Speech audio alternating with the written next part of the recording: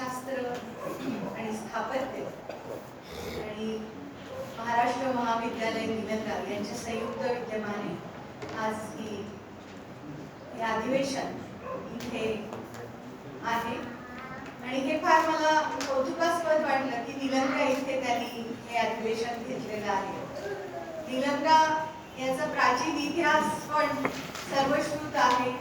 निलंग्याचे प्राचीन मंदिर आणि त्याच्यावरच्या सुरसुंदरी या पण प्रसिद्ध आहेत आणि या सर्वांचं आपल्याला जनजागृती करणं खूप महत्त्वपूर्ण वाटतं. या ग्रामीण भागामध्ये प्राचीन वास्तू, मूर्ती, शिल्प, प्राचीन वास्तूमध्ये इथे मंदिर आहे म्हणून मंदिराचा वेगळा उल्लेख मी करते. या सगळ्याची जाणीव इथल्या लोकल लोकांना होणं खूप गरजेचं वाटतं, कारण हा इतिहास जो आहे तो आपल्याला पुढे न्यायचा आहे.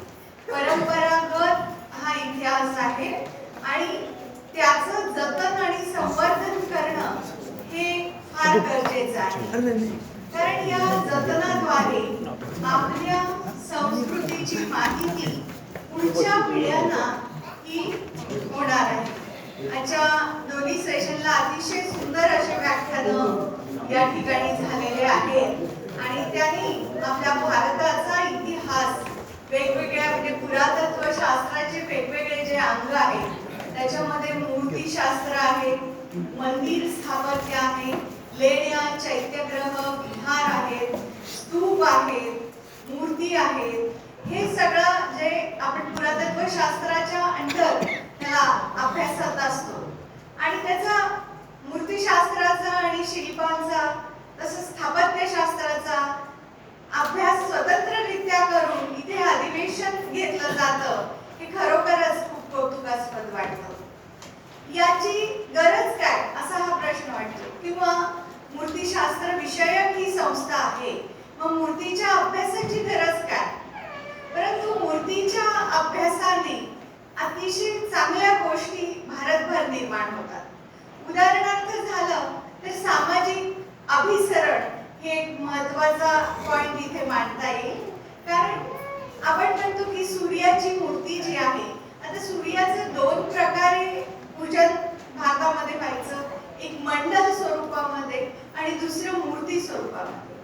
सूर्य मूर्ती आपल्याकडे पहिल्यापासून नव्हती, परंतु इराणी लोकांनी मग हे त्यांचं नाव आणि त्यांनी भारतामध्ये ही सूर्यमूर्ती प्रथम आणली आणि त्यांच्यासारखा तो उदिच्च वेश होता, पायात बूट, कोट, सुरा वगैरे, आणि ती मूर्ती आपण स्वीकारली. म्हणजे हे इराणी लोकांना आपण त्यांच्या देवासकट आपल्यात समाविष्ट करून घेतलं. हे सामाजिक अभिसरण झालं. सामाजिक एकात्मता ही वाढीस लागते मूर्तिशास्त्राच्या अभ्यासाने, कारण आता परवाच अयोध्येचं उदाहरण आपल्याला देता येईल. रामललाची मूर्ती कन्याकुमारी टू काश्मीर पर्यंत सगळ्यांना ती खूप आवडलेली होती आणि आता एक म्हणजे चांगली घटना आपल्याला सगळ्यांना माहिती आहे की आदरणीय डॉक्टर गोपद एकलूरकर त्या कमिटीमध्ये होते सर, की ती रामाची मूर्ती कशी असावी याच्या संदर्भात मला इथे आवर्जून उल्लेख करावासा वाटतो. मग ती राममूर्तीनी सगळ्या जणांना, भारतीयांना एकत्रित आणलं होतं. म्हणजे समाजात एकी निर्माण. किंवा बुद्ध मूर्ती आहे, ती पण पूर्ण भारतभर एकच आहे. जैन तीर्थंकरांच्या प्रतिमा आहेत. मग ह्या सगळ्या एक आहेत आणि त्या मूर्तीच्या मागे जनभाव पण एकच असतो आणि त्यांना एकत्रित आणण्याचं काम हे मूर्तिशास्त्र करत असतं. म्हणजे सामाजिक अभिसरणाचं काम जसं होतं तसं सामाजिक ऐक्याचं होतं. त्यानंतर चांगल्या वृत्तीच्या लोकांना तुम्ही चांगला वागला तर अनुग्रह मिळतो आणि दुष्टपणे वागलात तर ती वधमूर्ती आपल्या डोळ्यासमोर येते. आपण काही वधमूर्ती शिवाच्या बघतोय की, आणि चांगल्या मूर्ती जी रावणानुग्रह आहे, मगाशी सरांनी उल्लेख केला की 20 हातांनी रावण कैलास हलवतो आहे, किंवा मार्कंडेय अनुग्रह, मार्कंडेय ऋषी शिवाला त्यांनी जसं साकडं घातलं आणि त्याला कालारी मूर्ती पण म्हणतात आणि कालापासून त्याला वाचवलं, ही एक मूर्ती आहे. त्यानंतर त्रिपुरांतक वधमूर्ती ही आहे, गजासुर वधमूर्ती. म्हणजे दुष्टपणाने एखादी व्यक्ती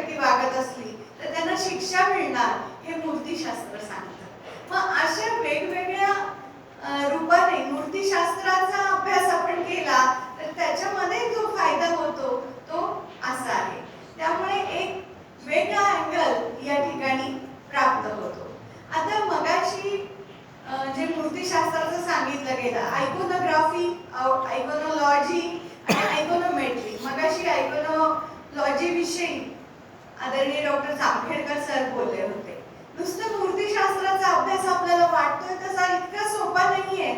फक्त हातामध्ये काय चतुर्भुज आहे का द्विभुज आहे, वाहन काय म्हणून मूर्ती ओळखलं की बस एवढंच नाहीये. त्याचं तत्वज्ञान, त्याच्या मागे काय इकॉनॉलॉजी आहे ती ओळखणं हे फार गरजेचं वाटतं. ती मूर्ती का बनली गेली आहे, कुठल्या तत्वानुसार त्या मूर्तीचे, मग सरांनी मगाशी सांगितल्याप्रमाणे आगम ग्रंथाचा अभ्यास इथे केला तर या गोष्टी आपल्याला सहजच लक्षात येतात. त्याच्यानंतर आयकोनोमेट्री म्हणजे काय, जे मेजरमेंट असतात, मूर्तीचे मोजमापे, जसं आपण मेट्रिक सिस्टीम वापरतो सेंटीमीटर मीटर, तसे त्या काळामध्ये ताल आणि अंगुले हे एकक वापरायचे. 12 अंगुले झालं की एक ताल, आणि त्याच्यानुसार इतके म्हणजे जसं तुम्ही प्राचीन काळात जाल तशा तशा तुम्हाला त्या मूर्ती अधिक सुबक आणि समृद्ध अशा दिसतात. म्हणजे उगीच एक हात लांब आहे किंवा नाका डोळा एक बारीक आहे वगैरे असं आपल्याला अजिबात वाटत नाही, कारण त्या अभ्यास पूर्ण बनवल्या गेलेल्या प्रतिमा आहेत. म्हणजे ताल आणि अंगुले हे एकक या ठिकाणी वापरलं गेलेलं आहे, म्हणून त्याला आयकोनोमेट्री, आणि सगळंच ते तालमानानुसार जसं घडलंय म्हणून आयकोनोमेट्री. आणि साधा आपण मूर्तिशास्त्राचा जो अभ्यास करतो तो आयकोनोग्राफी मध्ये येतो. आता याच्यामध्ये परत आयकोनोग्राफी वगैरे साधे स्कल्पचर म्हणजे रिलीजियस आणि नॉन रिलीजियस. रिलीजियस स्कल्पचर म्हणजे धार्मिक जे शिल्प आहेत त्यांना आपण आयकोनोग्राफीचा अभ्यास असं म्हणतो, आणि नुसते स्कल्पचर्स जे आहेत ते आता नॉन रिलीजियस मध्ये येतात. आणि हे स्कल्पचर जे कोरण्याची पद्धत कशी वेगवेगळी, ते लक्षण ग्रंथ अभ्यासणं हे पण महत्त्वाचं ठरतं. आणि लक्षण ग्रंथ आपण वाचले, मंदिर स्थापत्याचे असो अथवा आयकोनोग्राफीचे, तर आपल्याला हे सगळं लक्षात येतं. आता आपण कधी कधी बोलता बोलता असं म्हणून जातो, डॉक्टर देगलूरकर सर नेहमी उदाहरण सांगतात की आपण म्हणतो की पुराणातली वांगी पुराणातच, तसं पुराणात वांगी हा शब्द कधी येत नाही, त्याच्यात वानगी म्हणजे उदाहरण असं आहे. म्हणजे अशाच रीतीने पुराण पण महत्वाची आयकोनोग्राफीमध्ये, त्याच्यामधले उदाहरण पण महत्वाची, पण बारकाई ही ह्या आयकोनोग्राफीच्या अभ्यासाला खूप महत्वाची वाटते. आणि त्या बारकाईनेच तुम्ही निरीक्षण, सूक्ष्म निरीक्षण केलं तर ते सगळे तुमच्या लक्षात येते त्याच्यामध्ये घटक काय काय आहे. तर अजून एक म्हणतो, आपण म्हणतो की 33 कोटी देव आहे, तर कोटी हा संख्यावाचक शब्द नाहीये. कोटी म्हणजे प्रकार. मगाशी जामखेडकर सरांनी सांगितलं होतं वसु, रुद्र आणि असे म्हणजे 33 जे आहेत त्यांचे देवाची नावं, 33 प्रकारची देव आहेत असं म्हटलं जातं. हे सगळं बघूनच आपण आयकोनोग्राफीचा अभ्यास करायचा आहे. आणि शिल्पशास्त्र एक त्याच्यावर म्हणजे आयकोनोग्राफी मध्येच त्याचा भाग येतो, पण रिलीजियस आणि नॉन रिलीजियस असा भाग येतो. त्यानंतर लेण्याच्या बाबतीत स्थापत्यशास्त्राच्या त्याच्याकडे जाताना आपण सगळे कला आधी बघतो. जेव्हा अश्मयुगात म्हणजे 20 लाख 30 लाख वर्षापूर्वीचा हा मानव जेव्हा आपण अभ्यासात जातो, त्याच्यामध्ये टूल मेकिंग जेव्हा झालं, अश्मयुगाचं पहिलं हत्यार या मानवाने हँडॅक्स किंवा चॉपिंग टूल्स बनवले, तेव्हा आपण म्हणतो की पहिलं त्याचं क्राफ्ट होतं, ते आर्ट अँड क्राफ्ट. एक आर्टच आहे एक प्रकारचं पहिलं टूल, आणि त्याला पाहिजे तसे त्यांनी टोके, त्याचे फ्लेक्स जे आहेत जिथे पाहिजे तसे काढलेले, मग ती एक प्रकारची कलाच आहे. म्हणजे ही कलेची सर्वात आधी भारताचा विचार केला तर 20-30 लाख वर्ष इतका त्याचा इतिहास आहे. त्याच्यानंतर कलात्मक स्वरूपामध्ये खराच आपण बघायला गेलो तर अप्पर पॅरालिथिक एज मधली बेलन व्हॅली इथे मिळालेली. आता ते कुणी म्हणतं हार्पून आहे, पण कुणी म्हणतं मदर गॉडेस आहे. डॉक्टर गोवर्धन शर्मा यांना मिळालेली ती मदर गॉडेस ही जवळपास 20,000 वर्षापूर्वीची ही पहिली ठरावी. त्याच्यानंतर मेसोलिथिक काळामध्ये भीमबेटका इथे जे वाकणकर सरांना मिळालेली त्या मूर्ती ही सगळ्यात प्राचीन ठराव्या. त्याच्यानंतरच्या काळात आपण बघत की नवाश्म युगापासून तर आपल्याला मातीच्या काही प्रतिमा मेहरगड आणि परिसरामध्ये मिळतात, आणि त्यांची घरं आणि स्थापत्यालाही हळूहळू सुरुवात झाली. आता घरं जी होते कच्च्या मातीचे ही घरं बांधले गेले होते, मातीचे भेंडे अजूनही आपण बघतो की उन्हात सट मॅट्रिक्स ज्याला म्हणतो ते एकावर एक ठेवून तशा भिंती ज्या होत्या त्या तयार केल्या होत्या. म्हणजे अशा रूपाने स्थापत्याला सुरुवात झालेली त्या नवाश्म युगापासून असं म्हणलं तर फारसं वावगं ठरू नये. त्याच्यानंतर तर चाल्कोलिथिक एज म्हणजे ताम्र पाषाण युगातलं आर्किटेक्चर हे आपल्या सगळ्यांना सर्वश्रुत आहे. लहान लहान मातीच्या टेराकोटा ज्या मदर गॉडेस किंवा काही बाहुल्या बनवलेल्या त्या काही बाहुल्या तर अशा सुंदर आहेत की त्याच्या कानाच्या वर 2-2 दिवे आहेत आणि त्याच्यामध्ये ते प्रसंगी लावत असत दिवे. तिची काजळीचं जेव्हा परीक्षण करण्यात आलं तेव्हा असं लक्षात आलं की कापसाची तेल आणि तिळाचं तेल आणि कापसाची वात त्या ठिकाणी आहे, जे आपण आजही म्हणजे शुभ समजलं जातं की तिळाचं तेल लावावं घालावं देवाच्या दिव्यात असं म्हणतात. म्हणजे भारत हा असा देश आहे की अखंड चालणाऱ्या परंपरा या आपल्या भारतात असतात. अशा प्रकारच्या आणि सिंधू संस्कृतीचे घराचे अवशेष किंवा आता काही जणांचं म्हणणं आहे अग्नी मंदिराचे पण मोहनजोदारो आणि इकडे अवशेष मिळालेले ते पण आपण मग म्हणू शकतो की हे पहिले. आता बनावली इथे काही अग्निकुंड मिळालेले. मंदिराच्या संकल्पनेकडे आपण जाताना वैदिक काळापासून यज्ञ सुरू झालेले होते आणि ते आपण मानतो. पण जेव्हा सिंधू संस्कृतीचा अभ्यास करतो तेव्हा मंदिराचे बनावली इथे अग्नि मंदिराचे अवशेष मिळाले आणि ते चापाकार विधान असलेलं होतं. ही पण गोष्ट लक्षात घ्यावी लागेल त्या ठिकाणी. म्हणजे चापाकार विधान असलेले अवशेष या ठिकाणी सापडलेले आहेत. म्हणजे मंदिर स्थापत्याची ती सुरुवात होती का हे आपल्याला याचा विचार करणं आवश्यक वाटतं. मूर्ती तर त्या कालखंडामध्ये भरपूर आपल्याला बघायला मिळतात. नंतर येणारा जो म्हणजे मेगॅलिथिक मध्ये कुठले ना कुठले आकार आपल्याला धातूचे म्हणजे आयनचा शोध लागला होता त्याच्यात पण सापडलेले आहेत. नंतर अर्ली हिस्टॉरिक फेज मध्ये तर मौर्य कालखंडामध्ये अतिशय सुबक अशा मूर्ती मिळालेल्या आहेत. आणि मौर्य कालखंडापासून जाता जाता मला हे सांगावंसं वाटतं की जे लेण्याचा अभ्यास आहे तो लेण्याचा अभ्यास भारतामध्ये लेणी कधी सुरू झाली तर बराबर इथे अशोक आणि दशरथ यांनी जे अजीवक पंथासाठी आधी बराबर केव्स बिहारमध्ये जे सुरू केलेले आहे त्याचाही विचार आपल्याला इथे करावा लागतो. म्हणजे ही संकल्पना कुणाचं म्हणणं आहे, बरेच जण म्हणतात की बाहेरून आलेली आहे, परंतु भारतातली पहिली लेणी ही ती आहे अजीवक पंथासाठी बोललेली असं सांगावं लागतं. त्याच्यानंतर मूर्तींचा प्रवास हा अतिशय चांगला सुरू झाला. आपल्याकडे महाराष्ट्राचा विचार केला की सातवाहन काळामध्ये मृण्मयी मूर्ती अत्यंत उत्कृष्टरित्या ज्या डबल मोल्डच्या आहेत तेरच्या उत्खननात भरपूर मिळालेल्या आहेत, पैठणला मिळालेल्या आहेत, अजून बऱ्याच ठिकाणी अर्ली हिस्टॉरिक पिरियड मध्ये या मिळालेल्या आहेत. आणि दोन बाजू त्याच्या वेगवेगळ्या साच्यातून काढून त्याला चिटकून त्या प्रतिमा प्राण्यांच्या अथवा ज्या काही व्यक्तींच्या पण स्त्री पुरुषांच्या प्रतिमा या ठिकाणी मिळालेल्या आहेत. आणि मग त्याच्यामध्ये लज्जा गौरी आणि काही मदर गॉडेसेस जे आहेत त्या पण त्याच्यामध्ये आहेत. आणि त्याच कालखंडामध्ये महाराष्ट्रात लेणी जी खोदाईची चळवळ ही सुरू झालेली होती. आणि आपल्याकडचं सगळ्यांना माहित आहे की भाजे इथलं चैत्यग्रह आणि भाजे इथल्या लेण्या या महाराष्ट्रातल्या सर्वात प्रथम लेण्या आहेत. आणि महाराष्ट्राचा विचार त्याच्यानंतर आपल्याला अजिंठ्याची काही आहेत, पितळखोरे आहेत, नाशिकच्या काही आहेत, कामेरी आहे, कागल्याच्या लेण्या, जुन्नरची प्राचीन तुळजा लेणी तर अतिशय प्राचीन असलेली आहे.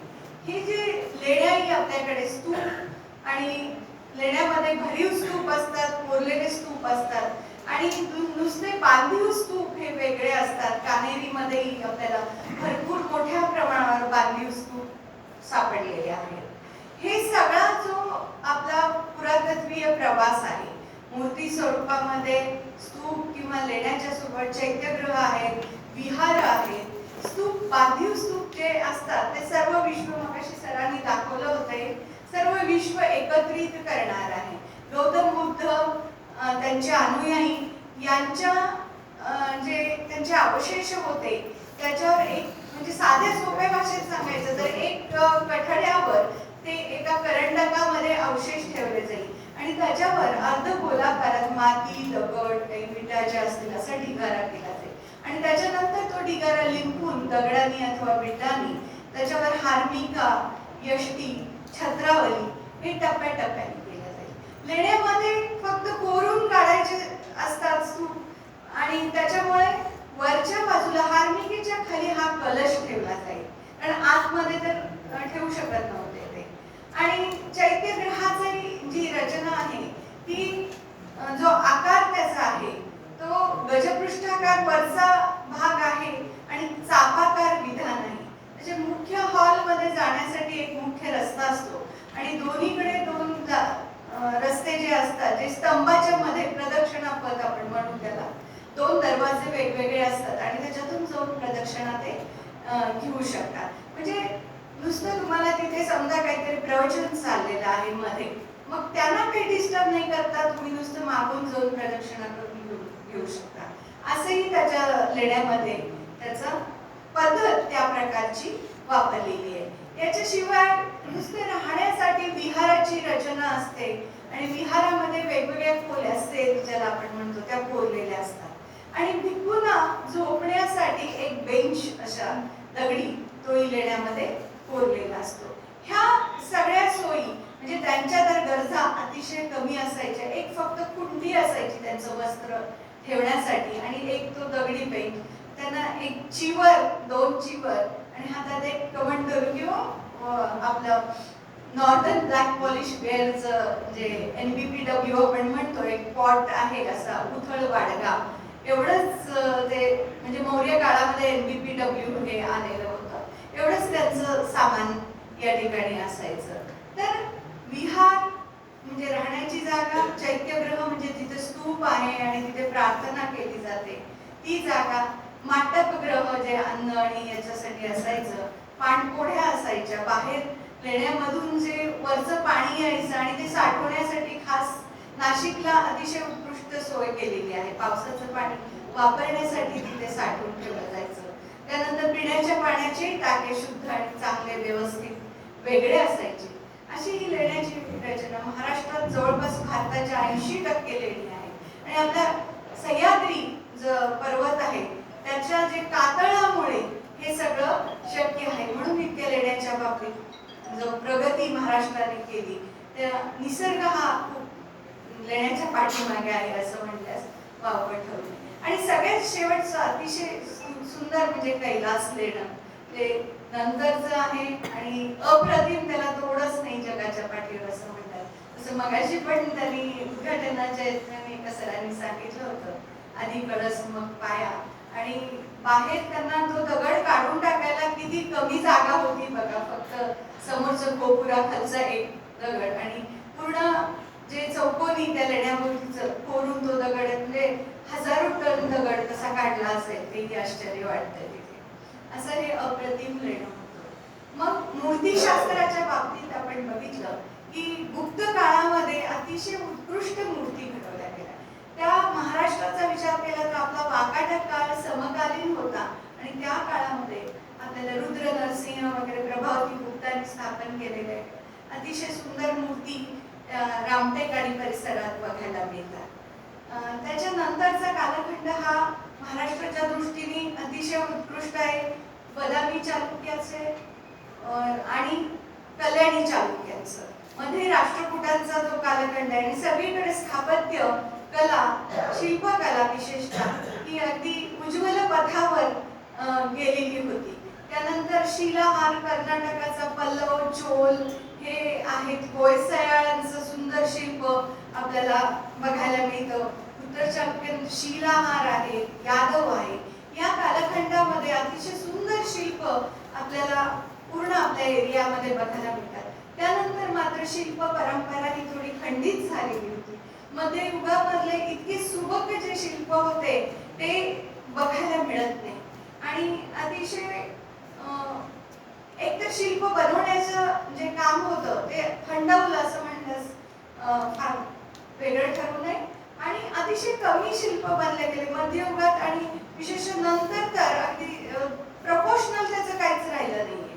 आपण ते काही शिल्प बघितले तर मांडी घालणे, पद्मासन घालण्याची पद्धत पण त्यांची अतिशय वेगळे दिसते. पाय असे खूप पसरून बसल्यासारखे दिसतात. मग शांतताच नव्हती. त्यामुळे हे शिल्पाचं काम किंवा कलेचं काम, कुठलीही कला स्थापत्य होताना तो देश म्हणजे सुखी पाहिजे, भरपूर पोट सगळ्यांचं भरलेलं पाहिजे, सुबत्ता पाहिजे आणि शांतता पाहिजे, तरच ही कला वाढीस लागते. तसं हे त्या कालखंडामध्ये झालेलं नव्हतं, म्हणून ती कला थोडीशी मागे पडली असं आपल्याला म्हणावं लागेल. मंदिर स्थापत्याच्या बाबतीत आपण विचार केला तर भारतामध्ये काही, मगाशी मी म्हणलं जसं बनावलीच्या मंदिराचा तुम्ही विचार करा किती प्राचीन आहे, त्याचा पूर्ण अभ्यास करून. आणि त्याच्यानंतरच आपण सांचीची मंदिरं बघतो, देवगडचं मंदिर बघतो, की गुप्त कालखंडामधले काही मंदिरं बघतो. अगदी साधे मंदिरं होते की समोर एक मुखमंडप आणि एक गर्भगृह एवढेच.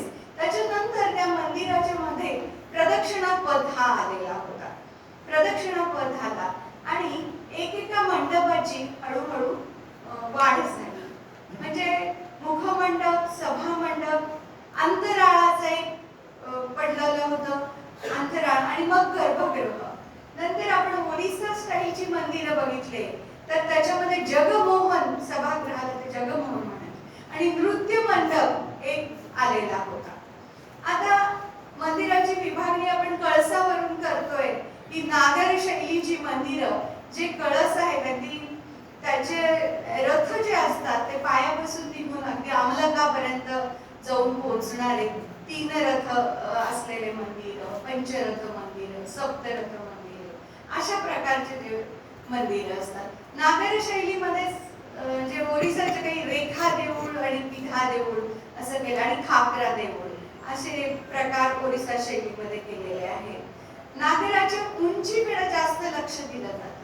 तर द्रविड पद्धतीच्या मंदिराचा पसरटपणा हा महत्त्वाचा असतो आणि द्रविड पद्धतीच्या मंदिराचे जे कळस आहे ते टप्प्याटप्प्याने वर जाणारे असतात आणि त्याची रचना आहे शाला आणि कूट या रूपकाद्वारे केलेली जाते. म्हणजे पायऱ्या पायऱ्याने ती मंदिरं वर जातात आणि वरच्या बाजूला स्तूपी ही तिथे असते आणि मग कळसाचा भाग येतो. तर नागर शैलीमध्ये आमलक हे असतं आणि मग छोटासा कळस वरच्या बाजूला येतो. आता इतके रथ जे आहेत द्रविड मंदिरामध्ये असे रथ वेगवेगळे दिसत नाहीयेत, पण त्या शिखरावरचे मजले स्पष्ट दिसतात. महाराष्ट्रामध्ये अजून भूमीची टाईपची मंदिरं आलेली आहेत. कर्नाटक महाराष्ट्रातून वेसर शैली ही आलेली आहे. एखाद्या टोप्या अशा पारशी टोपीसारखी दिसणारे काही शिखर असतात ते वेसर पद्धतीच्या मंदिराचे असतात. अनेक कोन आणि प्रतिकोन त्याच्यामध्ये असतात. अनेक कोन प्रतिकोन आल्यानंतर त्याच्यावर सूर्यप्रकाश जो पडतो, छाया आणि प्रकाश, अतिशय सुंदर मोहक दृश्य दिसतं. काही ठिकाणी अंधार असतो आणि काही ठिकाणी उजेड असतो आणि त्यामुळे काय होतं, आतल्या बाजूला जे क्षिप्त भाग म्हणतो, उत्क्षिप्त म्हणजे बाहेर आलेला, तिथे पण असे म्हणजे जोड आलेलं असतं. तिथे पण अशा काही मूर्तींची रचना केलेली असते की त्या जोडलेल्याच असतात. म्हणजे उदाहरणार्थ व्यालाचा चेहरा एका प्राण्याचा आणि शरीर दुसऱ्याचं असतं. व्यालासारख्या मूर्ती बरोबर क्षिप्त भागामध्ये घातलेल्या असतात आणि ते जोड, मंदिराचा जोड आणि त्याच्यावर व्याल, अशा पद्धतीची रचना ह्या मंदिर स्थापत्यामध्ये केलेली असते.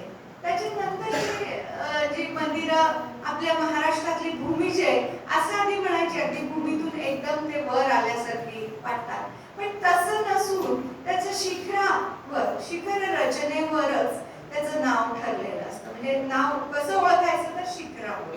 याच्या 4 दिशेला 4 बँड असे वर केलेले असतात आणि मधल्या बाजूला छोट्या छोट्या शिखराची रचना. आपण सिग्नलचा गोंदेश्वरमध्ये आपल्याला 2-3 प्रकार छान बघायला मिळतात, तशा प्रकारची रचना. किंवा अंबरनाथचं जे आहे तिथे आपल्याला अशा प्रकारची रचना बघायला मिळतात. आता महाराष्ट्राच्या मंदिरावर खूपसे असे शिखर नाहीये, बहुतेक पडलेले. इथं निलंग्याचं मंदिर तुम्ही बघितलं असेल किंवा बघणार असाल उद्या, तर अतिशय सुंदर मंदिर आहे. हे पण उत्तर चालुक्यांच्या शैलीचं आहे.